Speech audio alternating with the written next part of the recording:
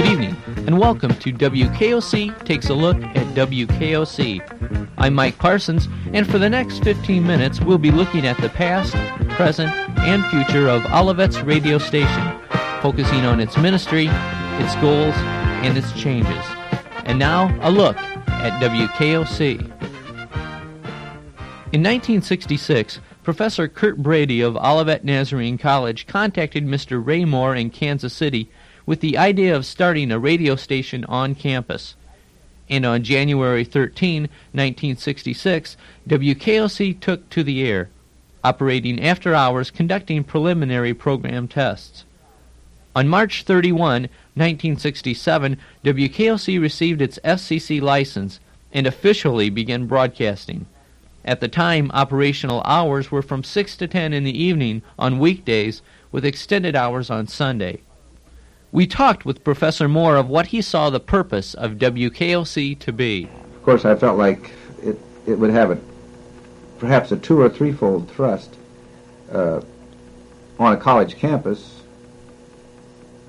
It would be a training facility, partly because we're supposed to be an educational institution, so that there should be some educational training involved. And, of course, in a situation like this, you have to have personnel to run a station, and when you don't have a big budget that you can hire people, then you have to get them another way. So you put them in training and use the training as part of the operation. So you get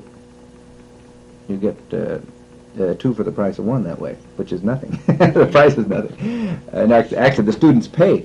They pay tuition. Then, of course, I saw it as a public relations arm to reach out into the community and give them a little idea of Olivet, because there are still, even now, we've been here on this campus 41 years, and there are still people who have strange notions about Olivet around here that have happened way back there, things that, so that I felt like the people needed to know some of the things that went on here, some of the good things we did. And of course, thirdly, since we are a Christian institution, I felt like that there should be that Christian voice in the community, which would be more than public relations. It would be a testimony. And I feel like we have, to a certain degree, had some effect in all three of these areas. It certainly has been a training place, and I think there are people who know a little bit more about the college because of the radio station. I hope that the ministry of the college, and especially through College Church, we've had a great deal to do in ministry. In 1979, the management of WKOC was turned over to Professor Don Tolan. We talked with Professor Tolan of his decision to come to Olivet. I'd been in commercial broadcasting for about 27 years, and while I'd enjoyed it, and it had been a great time, we felt we wanted to do something else. And we got a call from Dr. Dave Cale here at Olivet asking if we'd be interested in looking over the situation. They were starting a broadcast major. We came down, interviewed for the job, and then went home and prayed about it, and talked to people we had confidence in, and really it took us about a month to make up our minds that this is what we should do. Upon his arrival, Professor Tolan immediately began the transformation of WKOC into a training station for those students with concentrations in a broadcasting career. He reflects on those changes in the areas of music, format, and programming. Well, up to the time that the broadcast major was, or actually it's not a broadcast major, it's a broadcast concentration in the speech communication major. Up until that time, the station had merely been kind of a hobby for students and faculty here on the campus. And so there were some changes because of the fact that we did have the broadcasting concentration. The station was to become a hands-on training tool for our students. And so we made some changes in programming to give them a creative input into selecting of music. We made some other changes as far as the types of programs we're putting on the air to actually please several different audiences. We feel that we have a student audience, but we also have a faculty and administration audience. We also have a community audience because of our FCC obligations. So we tried to use a day part concept, traditional types of music at certain hours of the day for the older listeners, more contemporary types of music at other hours for younger listeners. An additional change in the station was the extension of the broadcasting hours from 2 in the afternoon till 12 o'clock midnight. With the increase in hours, WKOC added to the previous format contemporary secular music in the afternoons and contemporary religious music in the evenings. Some of the more recent changes in WKOC are the addition of a DJ-style format in the afternoon and evening and a two-person personality morning show entitled A New Day. Both of these additions were incorporated into WKOC to give increased experience and training to the students, while at the same time enhancing the ministry of the station. We asked Professor Tolan to elaborate on what he feels the ministry of WKOC to be. We have a 4-point ministry here on the campus. As I view it, I think we have an obligation to service for the college community. We provide that through the broadcast of the home and away football and basketball games. We have an obligation to promote the college in our community. We also have an obligation to offer teaching type of programs. We haven't done much of that yet, but I hope we can, where we would offer a school of the year, different courses for perhaps even credit by listening and following along in a workbook. And then, of course, we have the training ministry of the station to educate our broadcast students in the ways of broadcasting. So we're trying to train people, and we're trying to make the ministry more than just a training tool, but we're trying to make it a spiritual thing also, because we feel that on a Christian college campus we need to show students that broadcasting can be a way of ministering to the body of Christ and also to those who might not have a saving relationship with the Lord Jesus Christ.